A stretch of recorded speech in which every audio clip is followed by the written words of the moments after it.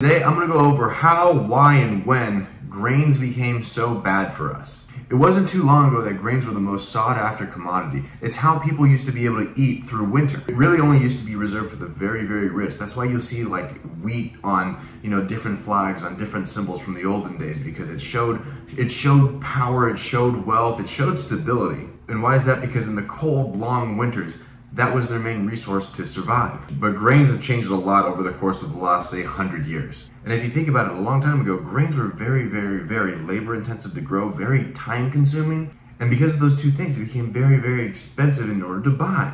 But now with all the mechanical machinery, guess what? They're pretty cheap. Why? Because it doesn't take much to grow them anymore. Because if you think in the olden days, when they wanted to go plant some grains, it's not like they could just go out and, there's a field of barley, there's a field of oats, there's a field of wheat. No, they got raw land that they had to clear, usually by hand with a pickaxe, with a shovel, or with some sort of like oxen power or draft power. They had to go remove all the weeds, they had to go remove all the trees, they had to get rid of all the rocks. And they either had to do that by hand or very primitive machinery. Those people didn't have chainsaws, they didn't have mulchers, they didn't have tractors, they didn't have tillers, they didn't have any of that stuff. You go try and clear 100 by 100 square. Guess what? That's gonna take you a long time, it's gonna take you a lot of energy, and you're gonna be tired at the end of it. But now you can get that same 100 by 100 square done 5-10 minutes tops with a tractor and a tiller. And the whole process of harvesting those grains has completely changed, because you see, it used to be to where a farmer would go out there with the scythe and go and, the Grim Reaper thing, and go cut down all the grains and pile it up into big stacks for it to dry. That's how they would do it. So go, cut it down, stack it up, put it in the stack, move on to the next little section. And in this drying process, the term's a shock. It's a shock of the grain. And this drying shock process would be that it would be, these grains would be stacked together and it would dry, but guess what? It could get rained on and then it'd dry again. A heavy morning dew would come in, it would dry again. So what was happening is in this shocking process, the grains would slightly start to ferment. And we know fermented foods are easier for us to digest and are overall better for us. So the grains that were eaten hundreds of years ago, they're all at least slightly fermented. So the way the process would go, it'd go through the shock, it'd go through the drying process, then the farmers would scoop it all up, take it to the barn, and they'd thresh it. So they'd pound it. What they're trying to do is separate the grain kernel from the rest of the plant. Flail it up in the air, wind would come, or they'd put fans on it, and all the chaff, all the holes, everything would be blown out because it's a lot lighter, and the grain would fall to the bottom. And once this process is all done, you have a little bit of grain that you go, and how would they store it? Well, they didn't have metal back then, they didn't have plastic back then, and what is mice's favorite food? Grains. No, it's not cheese, it's actually grains. So this grain would be stored in these cool clay pots, and maybe a little bit of fermenting still going on in there. So how are grains harvested today? It's something called a combine. You can see the front part looks just like a big old wheel that it just slices all the plants up, and then it takes it and it's a combine. So they're harvesting it, that's removing the shock factor of it, and then it's threshing it and basically flailing it at the same time into a big bin right next to this combine. They auger it in. They're able to separate the grain kernel from the actual plant right in the field. In theory, that's a great thing. In theory, it makes it so much easier and so much cheaper, but it's taking away that fermenting process and then making it to where grain's not so good for you. But you still have to dry those grains or they will mold. So how do they do it? They have big old fans and heaters and blowers. They're not allowing that grain to dry naturally. They're trying to do it so fast, so quick, so they can turn around and sell it and get it into, your Cheerios. And it's in this process of doing it so fast and cutting corners that it's making it bad for us. And then we weren't consuming as much grain back then as we are today. It's not as readily available because it was harder to grow. It was more expensive. It used to be grain was more expensive than beef. Now it's a complete opposite. And now that grains are cheap, they're more readily available to us, so we're going to eat more, and we're never supposed to be eating as many grains as we're eating now. Are we supposed to be eating any at all? That's up for debate, but definitely not to the extent that we are eating them today. And this isn't even mentioning the different GMO kind of stuff going on, because the grains, they used to be a lot taller than they are today.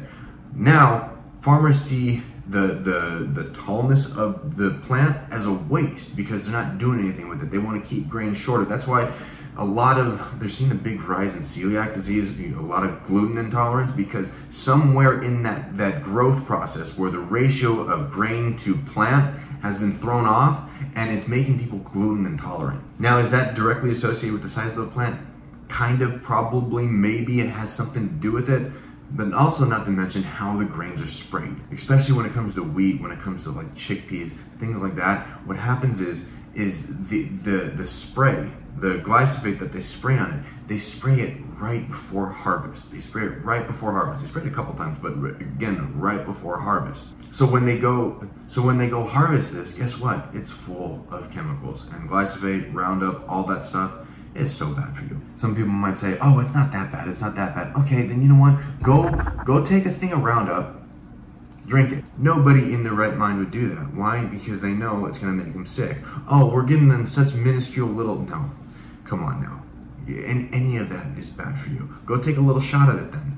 Nobody will do that. And what happens is that gets stored inside of us and it compounds and compounds and compounds and then causes us a whole bunch of issues. And when you put that all together, when you take into account how it's harvested, how it's sprayed, how the tallness, the ratio of plant to seed has been thrown off, and then how much of it we're consuming. See, for the first time in history, just a few years ago, there was a big switch. People spend more money on healthcare than they do on food. Why? Because now food is cheap. But what are we sacrificing?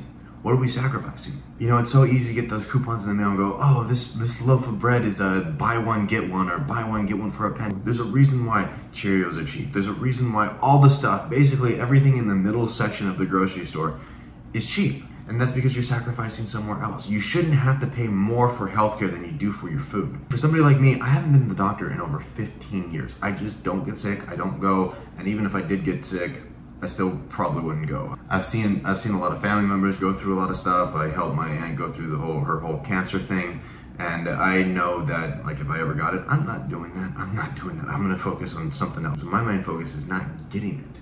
My main focus is to prevent that from happening. So, you know, carnivore diet, maybe a little bit of fruit here and there, a cheat day every once in a great while, tons of exercise, and keep moving. You know what, I think I got a pretty good shot at it. You know, I'm 30 years old. For me to get healthcare for just myself, not working for anybody, it's gonna be like $700 a month for like the bare minimum. That's ridiculous. You know what, I'd rather put that towards my food. I'd rather put that towards something else than, oh, you know what, if I get sick, I know I'm okay. You know what, I'm not gonna get sick. That's my whole main focus, is not getting sick. So instead of buying sick insurance and just throwing my money away, I'm gonna direct that money towards something better. A little off topic, but here's my idea for my healthcare. I'm gonna work on either buying a piece of land or maybe a rental property that I use as that's my safety net. That's my healthcare. That's, you know, and that's $700 a month. That goes towards something else that either might make me money, that's also going to grow in value, to where if I ever do get sick, then I can either borrow against it or I sell it, and there's a pretty good chunk. Because when you don't have healthcare, guess what? The hospitals actually work with you. Because, okay, I'm going to go on a rant right now because this really makes me mad.